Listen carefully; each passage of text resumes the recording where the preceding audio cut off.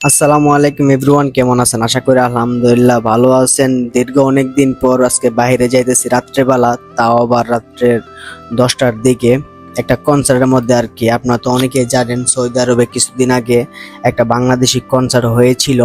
ওই কনসার্টটার পরেই আরেকটা কনসার্ট শুরু হয়েছে, এটা বাংলাদেশি না অবশ্য, এটা সুদানিদের। এই কনসার্টের মধ্যে আমাদের যাওয়ার কোনো প্ল্যান ছিল না। আমরা সব বন্ধুরা যখন একসাথে হয়েছি, আজকে শুক্রবার, আমার বন্ধুরা অনেক দূরতে আইছে, বুঝতে পারছেন। তারা অনেক চিন্তা ভাবনা করার পর বলতেছে কোথায় যাব, আমি ওরকে বলতেছে কোথায় যাবো, আমিও তাদেরকে বলি তোরা যেখানে যাবি ওইখানে যাবো, সমস্যা নাই। তারপর হঠাৎ করে আরেকটা বন্ধু কইলো তাহলে চল কনসার্টে যাই, কনসার্টে গিয়ে দেখে আসি কি অবস্থা। বাংলাদেশে যে সময় কনসার্ট হয়েছিল আমরা ওই সময় যাই নাই, কেননা কনসার্ট জিনিসটা ভালো না। তারপরে কেয়ার করার চলে গেলাম কনসার্টে। যাওয়ার পর কিছুক্ষণ সময় ঘোরাঘুরি করলাম। কনসার্টে যাওয়ার পর সবকিছু মোটামুটি ভালো ছিল ভাই। একটা দুঃখজনক, তাদের কি গান, তাদের গানই বুঝি না, বুঝতে পারছেন। গানটা শুনেন, আপনারা পরে বুঝতে পারবেন।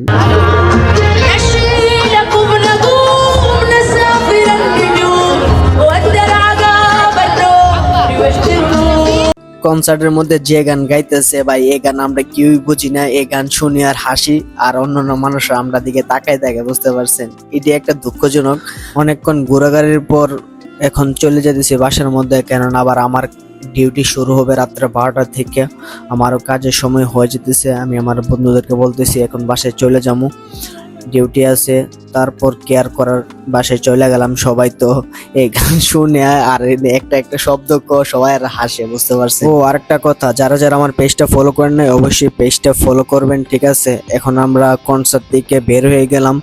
আর আমার ভিডিওগুলো কে কোথায় দেখেন এবং ভিডিওটা কেমন হয়েছে অবশ্যই কমেন্ট করে বলে যাবেন। কনসার্টের জায়গাটা অনেক সুন্দর ছিল, অনেক সুন্দরভাবে ডেকোরেশন করছিল। আপনারা কে কে ওইখানে গেছেন কমেন্ট করে বলবেন।